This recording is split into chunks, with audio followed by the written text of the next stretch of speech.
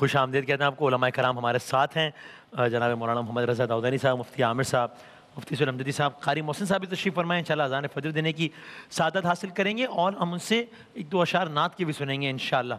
علماء سے گفتگو کا آغاز کرتے ہیں اور پھر انشاءاللہ نعت رسول مقبول صلی اللہ علیہ وآلہ وسلم بھی سنیں گے. تربیت اولاد کے عنوان سے ہم نے کہا تھا کہ ذرا کل ہم اس پہ بات کر لیں, تو ذرا اس پہ آپ کچھ بتائیے گا. اور ہم نے کہا بھی تھا کہ یہ پہلو بھی کہ کیا اس کو بھی مد نظر نہیں رکھنا چاہیے کہ اللہ تعالیٰ نے ہر انسان کو کچھ صلاحیت دی, ہر بچے کو بھی سر کچھ صلاحیتیں دی. کوئی بچہ ہوگا وہ مینٹلی بہت اچھا ہوگا, کوئی نہیں ہوگا. اب اگر آپ اس بچے کو اس کچی عمر میں اگر آپ بار بار اس کو یہ بتاتے ہیں کہ دیکھو فلاں بچہ فرسٹ آ رہا ہے, تم نکمے ہو, دیکھو ہمیشہ 10ویں نمبر پہ آتے ہو, فلاں فرسٹ تم نکم, تو وہ تو آپ نے تو اس کا کانفیڈنس, اس کا سب کچھ مار دیا نا. اور تو ہم آپ اس میں ایکیڈمک سے چونکہ آپ کا براہ راست تعلق رہا سے بات کیجیے گا کہ ٹھیک ہے نمبرز, پرسنٹیج, رینکس, ان کو اہمیت دینی چاہیے, لیکن یہ ایک واحد معیار تو نہیں رہ گیا جانچنے کا کہ بس کوئی بچہ کتنا اچھا ہے یا کتنا ڈفر ہے. مطلب اس میں بات پہلے آپ بسم اللہ کیجیے گا. بسم اللہ الرحمن الرحیم صلی اللہ علیہ وآلہ وصحبہ وبارک وسلم. دیکھیں جہاں تھوڑی سی آواز اگر بڑھا سکیں مفتی صاحب کی. جی جی. والدین یہ کہتے ہیں کہ بچے ہمارے حقوق پورے نہیں کرتے, جی جی جی جی, تو وہاں پر ان کو یہ بھی سوچنا چاہیے کہ آپ نے اپنی اولاد کے حقوق پورے کیے ہیں, ان کے رائٹس پورے کیے ہیں. صحیح. بچہ جب پیدا ہو اس کا اچھا نام رکھا جائے, اذان دی جائے, اقامت دی جائے, یہ ساری چیزیں ہیں. پھر اس کے ساتھ جو ہے وہ اس کا عقیقہ کیا جائے, پھر اس کے ساتھ ساتھ اس کو پھر اسی طریقے سے تربیت فراہم کی جائے, انوائرمنٹ اسے فراہم کیا جائے. اور پھر 7 سال کا ہو جائے تو نماز پڑھنے کے لیے کہے, 10 سال کا ہو جائے تو سختی کر کے پڑھائے. اچھا ہمارے ہاں کیا ہے, قرآن فرماتا ہے کہ انما اموالکم و اولادکم فتنہ, کہ بے شک یہ اموال اور تمہاری اولادیں تمہارے لیے آزمائش ہیں. نعمت تو ہیں لیکن امتحان کا ذریعہ بھی ہیں. ان کی اچھی تربیت کی تو تم امتحان میں کامیاب ہو. اس میں لفظ فتنہ جو استعمال ہوئے آزمائش کے معنوں میں, آزمائش کے لیے, امتحان کے لیے. صحیح. ٹھیک ہے.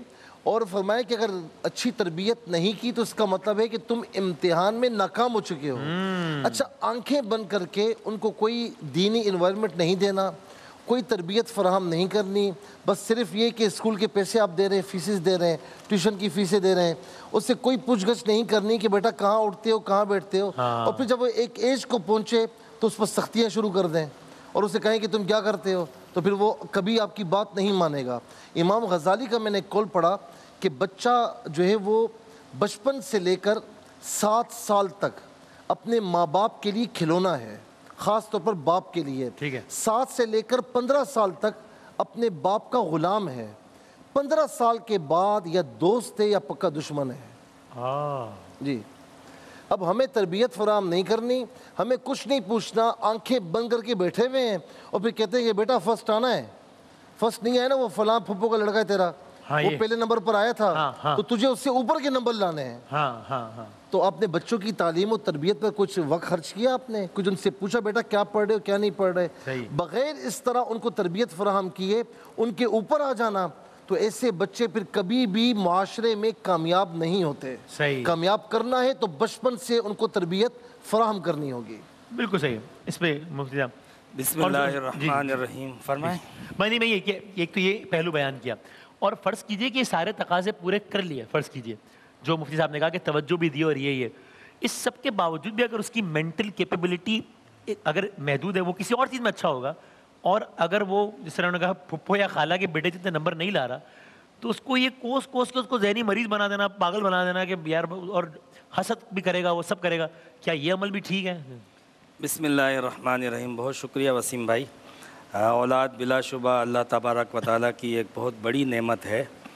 جن کے ہاں اولاد نہیں وہ ترستے ہیں اولاد کو, اور جب تربیت اولاد کی بات آتی ہے تو وہ تربیت یاد آتی ہے ابراہیم کی جو انہوں نے اسماعیل علیہ السلام کی تھی, کہ کس طرح انہوں نے اس مقام تک پہنچا دیا کہ وہ اللہ کی رضا کے لیے اپنی گردن کٹوانے کے لیے تیار ہو جاتے ہیں. اور جس وقت گردن کاٹی جا رہی ہوتی ہے تو عرض کرتے ہیں کہ آپ اپنی آنکھوں پہ پٹی باندھ لیں, تو مطلب تربیت ہی تھی نا. پھر تربیت کی بات آتی ہے تو ایک بہت بڑا حوالہ ہمارے سامنے جو ہے وہ مولائے کائنات کا ہے, جو انہوں نے کی حضرت امام حسن اور امام حسین کی, کہ جس طرح انہوں نے دین حق کے لیے, اس کی سر بلندی کے لیے اپنی جانوں کو پیش کیا, اپنے وقت کو پیش کیا, قربانیاں پیش کی. تربیت کی بات آتی ہے تو ایک بہت بڑا حوالہ خواتین کے لیے حضرت خدیجہ ہیں کہ انہوں نے کیسی تربیت کی سیدہ فاطمہ کی. آپ دیکھیں تو صحیح کائنات کے سردار کی بیٹی ہیں, لیکن سادگی دیکھیں, عاجزی دیکھیں, عبادت گزاری دیکھیں, آدمی دنگ رہ جائے کہ یہ بھی ایک تربیت تھی. اسی طرح ہمیں ایک دوسرا پہلو بھی نظر آتا ہے انہی شخصیات کے اندر. حضرت نوح علیہ السلام نے اپنے بیٹوں کی تربیت کی. 3 بیٹے جو ہے وہ فرمانبردار ہیں, جبکہ 1 بیٹا نافرمان ہے.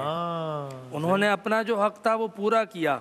والدین کی ذمہ داری ہوتی ہے کہ وہ اپنا حق پورا کریں, اور جو دعوت ہے, جو ان کو تربیت کرنی ہے, جو ان کو اخلاق سکھانے, لازمی طور پہ سکھائیں. اس کا رزلٹ آتا ہے بہت کم ایسا ہوتا ہے کہ کوئی ازلی بدبخت ہو. تو حضرت نوح علیہ السلام کے 3 بیٹے جو تھے وہ سعادت مند تھے, نوح علیہ السلام کے ساتھ تھے. حضرت نوح علیہ السلام نے اپنا پورا جو بھی فرض تھا اس کو مکمل کیا, لیکن کنعان جو ہے وہ نافرمان نکلا. تو یہ پاسبل ہوتا ہے. ہمارے یہاں پہ اس سطح کی تو بات نہیں آتی ہے, لیکن یہ بات جو آپ نے ذکر کی نافرمانی والی, اس کا پہلو, اس کا عنصر پایا جاتا ہے کہ بعض اوقات جو ہے وہ پوری طریقے سے توجہ دی جاتی ہے اور بچہ بھی محنت کرتا ہے, رزلٹ نہیں آتا. اس کے بہت سارے اسباب ہو سکتے تھے, جس میں سے ایک آپ نے ذکر کیا کہ بچے کے اندر اتنی کیپیبلٹی نہیں ہوتی کہ وہ جو ہے وہ اتنا اپنے اندر تعلیم کے اندر, ایجوکیشن کے اندر اپنے آپ کو اتنا جو ہے وہ زیادہ آگے لے جا سکے.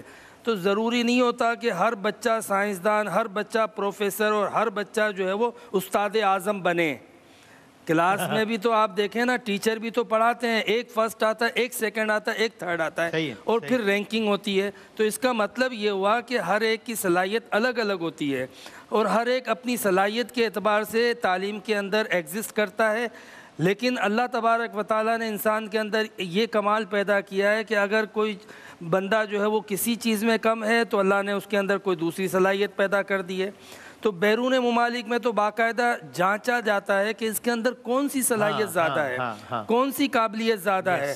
اور پھر اللہ کے نبی خود جو ہے وہ اتنے زبردست مردم شناس تھے کہ وہ جب بھی کوئی آتا تھا آپ کے پاس تو آپ جان لیتے تھے کہ اس کے اندر خوبی کیا ہے, اس کے اندر کمال کیا ہے. حضور علیہ السلام اس کے کمال کے پیش نظر اس کو ذمہ داریاں دیتے تھے. یہ نہیں ہے کہ ہر ایک کو کوئی بھی ذمہ داری دے دی.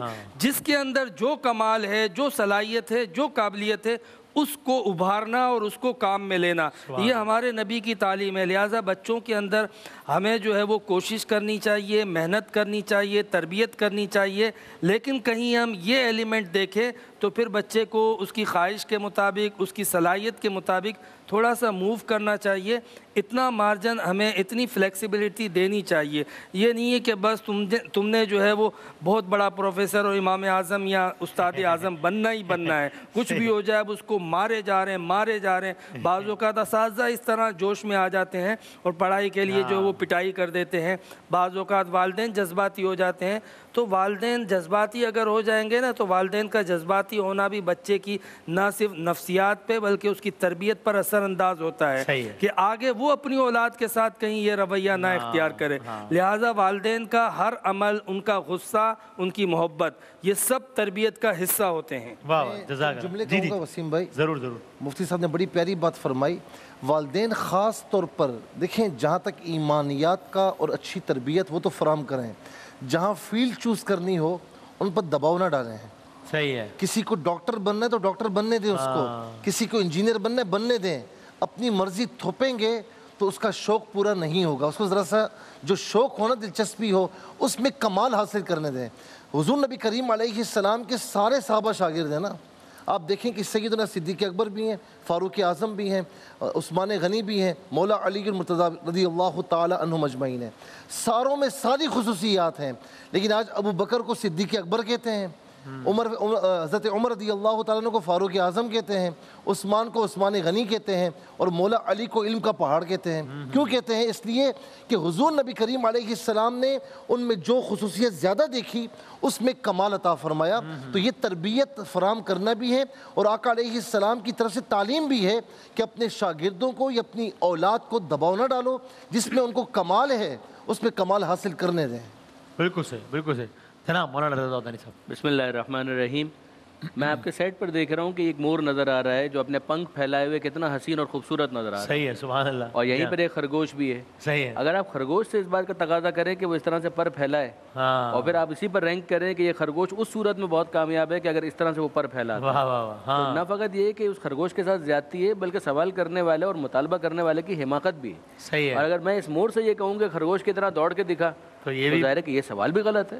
آپ اس سے اس کے پوٹینشیل کے مطابق سوال کریں اور اس سے اس کے پوٹینشیل کے مطابق سوال کریں. بندر ایک درخت سے دوسرے درخت کے اوپر جمپ لگا سکتا ہے, یہ اس کا خاصہ ہے, لیکن یہ کہ اگر آپ یہی چیز کچھوے سے بھی مطالبہ کریں تو کچھوے کا اپنا شعبہ ہے, اس کو اس کے شعبے کے حساب سے آپ جج کریں. بچوں کے اندر ایک وہ ہے جو فاطر العقل ہے تو اس کے اوپر تو کوئی تکلیف ہی نہیں ہے, لیکن اگر ایک وہ ہے کہ جو عقل رکھتا ہے, یونیک ہے, اس کی صلاحیتیں ہیں, کچھ چیزیں وہ ہوں گی جو کامن ہوں گی, مشترکات ہوں گی کہ ہم کہیں گے کہ نہیں بھائی اتنا تو سب میں ہونا چاہیے. ہاں صحیح. لیکن اگر اس کے بعد اگر آپ دیکھیں, ایک سوئمنگ کے اندر بہت اچھا ہے, آپ اس کو سوئمنگ پر جانے ہی نہیں دیتے. ایک کرکٹ بہت اچھا کھیلتا ہے, آپ اس سے مطالبہ کر رہے ہیں ہاکی کھیلو. ایک وہ ہے کہ جو ڈیبیٹ بہت اچھی کرتا ہے, آپ اس سے کہتے ہیں کہ تحریر کر کے دکھاؤ. ایک وہ ہے کہ جس کا قلم بہت اچھا ہے تو آپ اس سے کہتے ہیں کہ مجھے نعت پڑھ کے دکھاؤ. یہ غلط ہوگا. آپ اس کے سامنے اپارچونیٹی ساری رکھیں, مردم شناس بنے جیسے کہ مفتی عامر صاحب نے ارشاد فرمایا, اور پھر اس کے بعد اگلا مرحلہ ہوتا ہے کہ اس کی اس صلاحیت کو کیسے آپ نرچر کرتے ہیں. صحیح ہے. تربیت تو اسی کا نام ہے نا کہ گوشت کا ٹکڑا جو آپ کی گود میں موجود ہے اس کو آپ انسان بنا رہے ہیں. تو انسان بنانے کے لیے مشترکات کے بعد اس کے ذوق کو, اس کے ٹیسٹ کو, جو کہ حلال کے دائرے میں ہوگا ڈیفینیٹلی, اس کے اندر رہتے ہوئے اگر اس کی صلاحیت کو آپ پروان چڑھائیں, یہی تو تربیت ہے. اس کے بعد اگر وہ کسی خاص شعبے کے اندر جانا چاہتا ہے, اس کو ڈسکریج کرنا, یہ نہ فقط یہ ہے کہ اس کے ساتھ زیادتی ہے بلکہ انسان کا اس بارے میں پروردگار عالم سے شکوہ ہے کہ اے مالک تو نے اس کو ایسا کیوں بنایا کہ یہ وہ نہیں بن پا رہا کہ جو میں چاہتا ہوں. اگر یہ وہ بننا چاہتا ہے کہ جو خدا چاہتا ہے اور اس کا ذوق خدا کی چاہ سے متصادم نہیں ہے تو آپ کو اعتراض کیا ہے؟ یہ مناسب نہیں ہوگا. دیکھیے اس فیلڈ کے اندر یہاں پر ہم دیکھیں, یہ نعت بہت اچھی پڑھتے ہیں. اگر آپ مجھ سے تقاضا کریں گے کہ میں نعت ان کی طرح سے پڑھنا شروع کر دوں, میں نہیں کر پاؤں گا. یہاں پر کیمرہ مین موجود ہیں, کیا ان کا کام کوئی لیس کم ہے؟ ایکولی امپورٹنٹ ہے. اس کے بغیر نہیں بن پائے گا. کسی نے یہ اسکرین پہ بنائی ہوگی. ہر ایک اپنا کام کرتا ہے تب ایک گلدستہ بنتا ہے کہ جس کے بعد کوئی چیز سامنے آتی ہے. بالکل اسی طریقے سے انسان جتنے بھی ہیں ان کی صلاحیتیں ہیں, اس کے مطابق معاشرے کے اندر مختلف کام ہیں, وہ سب اپنا رول پلے کریں گے تو معاشرے کے اندر ایک حسین گلدستہ نظر آئے گا. ورنہ یکسانیت تو اگر سارے ڈاکٹر ہوں تو پھر آپ مجھے بتائیے کہ کسی مریض کو کہیں جانے کی ضرورت کیا ہے؟ یہ نہیں ہوگا. نہ سارے علماء بن سکتے ہیں, نہ سارے ڈاکٹر بن سکتے ہیں. ہر ایک کی صلاحیت کے اعتبار سے ان کو موقع ملے تاکہ وہ اپنی صلاحیت کے مطابق آگے بڑھ سکے. خدا نے یونیک پیدا کیا ہے, انفرادیت ہے, اس انفرادیت کا باقی رہنا حسن ہے, نہ یہ کہ یکسانیت کی طرف انسان جائے اور سارے حسن کو پامال کر دے. جزاک اللہ بہت نوازش. تینوں علماء کرام کا بہت شکریہ. اور انشاءاللہ بس ہم اذان فجر کی طرف جا رہے ہیں, اس سے پہلے جناب قاری محسن صاحب سے ہم دو اشعار نعت رسول مقبول صلی اللہ علیہ وآلہ وسلم کے سحر کے دسترخوان پر سنتے ہیں. آپ اپنے اپنے گھروں میں سحر بھی کر رہے ہیں, اور آئیے ہم سرکار کی نعت بھی سنتے ہیں. بسم اللہ. وہ شعر پڑھ دیں, پڑھ کے نصر من اللہ فتح قریب, پڑھ کے نصر من اللہ فتح قریب, جب ہوئے ہم روان سوئے کوئے حبیب کے وقت مدینہ منورہ کے یہ براہ راست مناظر بھی دیکھتے ہوئے یہ کلام سننے کا لطف آ گیا, جہاں اس وقت 17 رمضان المبارک ہے, 29 ڈگری درجہ حرارت, اور یہ مدینہ منورہ کے براہ راست مناظر آپ دیکھ رہے ہیں. اور یہ کلام پڑھا ہے ہمارے بھائی جناب ذوالفقار حسینی صاحب نے پڑھا تھا. اللہ تعالیٰ ان کے درجات کو بہت بلند فرمائے انشاءاللہ, اور ان کو اعلیٰ مقام عطا فرمائے. سلامت رہیے. جناب قاری محسن صاحب ایک چھوٹا سا ہم وقفہ لیتے ہیں, اور اس کے بعد جناب قاری محسن صاحب اذان فجر دینے کی سعادت حاصل کریں گے انشاءاللہ.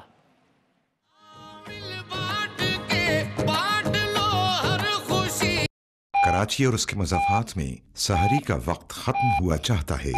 دیگر شہروں کے افراد اپنے مقامی وقت کے مطابق روزے کی نیت کریں.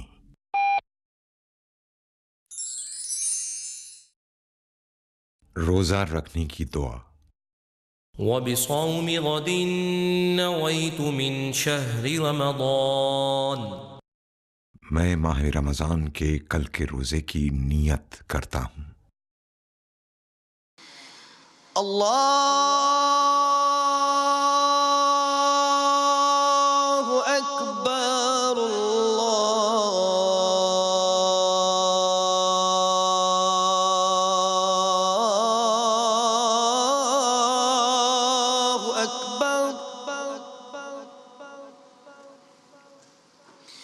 اللہ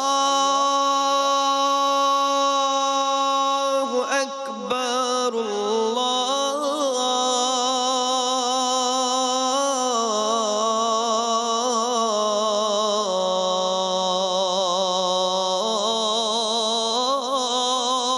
اکبر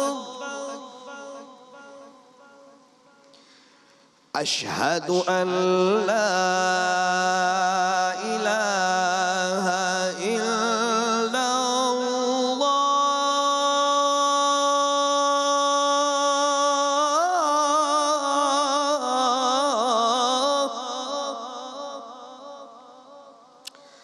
اشہد ان لا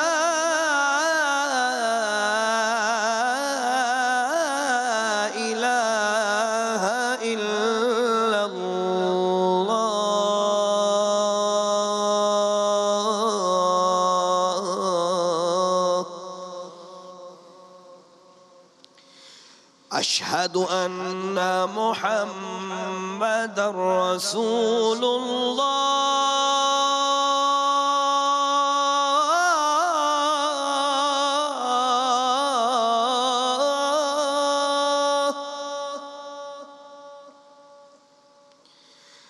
أشهد أن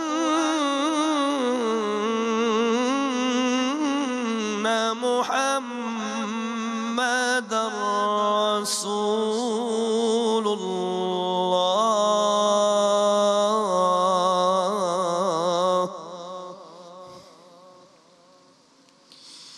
حي على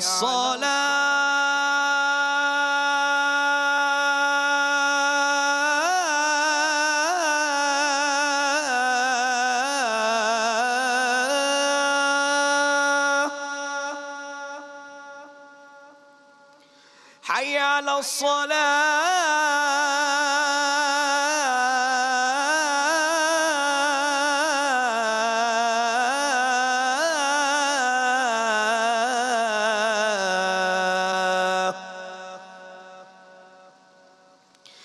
حي على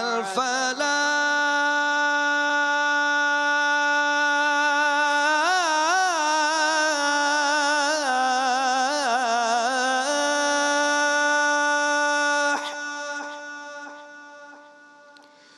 حي على الفلاح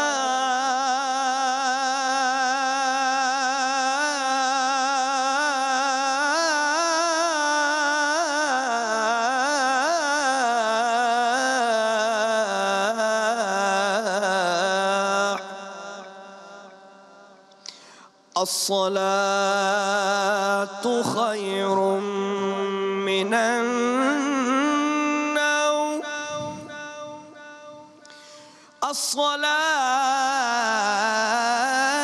الصلاة خير من النوم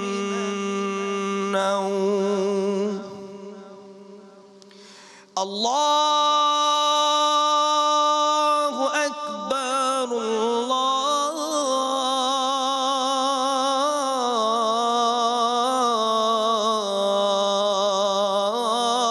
الله أكبر لا إله إلا الله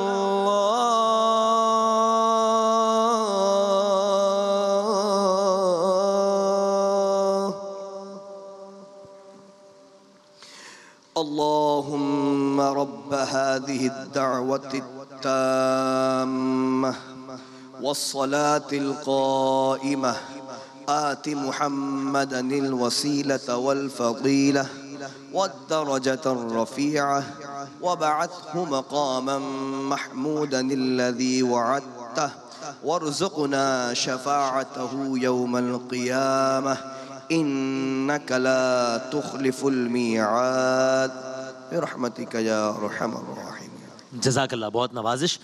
جناب قاری محسن صاحب 16 رمضان المبارک کی شان سحر کی اذان فجر دینے کی سعادت حاصل کر رہے تھے دنیا کے کچھ حصوں میں. 17 رمضان المبارک آپ سب سے گزارش کہ ہمیں اپنی دعاؤں میں یاد رکھیے گا. انشاءاللہ ہم آج سے روزانہ ایک دعا سے ہم اختتام کرتے ہیں. مختلف انبیاء کرام نے مختلف مواقع پر جو جو دعا مانگی اور وہ قرآن کریم میں درج ہے، ہم انشاءاللہ ان میں سے ہی کسی دعا سے اختتام کریں گے. آج حضرت یونس علیہ السلام کی ہی وہ دعا کہ جو کہ ہم روزانہ پڑھتے ہیں، وہی ترجمے کے ساتھ انشاءاللہ آج پڑھیں گے، پھر روزانہ 30 سیکنڈ 40 سیکنڈ کوئی اس طرح کی دعا سے اختتام کریں گے. آئیے آج آیہ کریمہ سے بسم اللہ الرحمن الرحیم. وَظَنُّونِي إِذ ذَهَبَ مُغَاضِبًا فَظَنَّ أَن لَّن نَّقْدِرَ عَلَيْهِ فَنَادَىٰ فِي الظُّلُمَاتِ اللَّهَ إِلَٰهَ إِلَّا أَنتَ سُبْحَانَكَ إِنِّي كُنتُ مِنَ الظَّالِمِينَ فَاسْتَجَبْنَا لَهُ وَنَجَّيْنَاهُ مِنَ الْغَمِّ وَكَذَٰلِكَ نُنجِّي الْمُؤْمِنِينَ. اور ذُنُّون مچھلی کے پیٹ والے نبی علیہ السلام یعنی یونس علیہ السلام کو بھی یاد فرمائیے. جب وہ قوم پر غضبناک ہو کر چل دیے تو انہوں نے یہ خیال کیا کہ ہم ان پر اس سفر میں کوئی تنگی نہ کریں گے. پھر انہوں نے دریا، رات اور مچھلی کے پیٹ کی تہ تاریکیوں میں پھنس کر پکارا کہ اے رب تیرے سوا کوئی معبود نہیں، تیری ذات پاک ہے، بے شک میں ہی اپنی جان پر زیادتی کرنے والوں میں سے تھا. فاستجبنا لہو، ہم نے دعا قبول کی. فاستجبنا لہو ونجیناہم من الغم، غموں سے نجات دی. وکذالک ننجی المؤمنین، مومنین کو ہم ایسے ہی نجات دیا کرتے ہیں. اللہ تعالیٰ میرا آپ کا ہم سب کا شمار نجات پانے والوں میں کرے انشاءاللہ.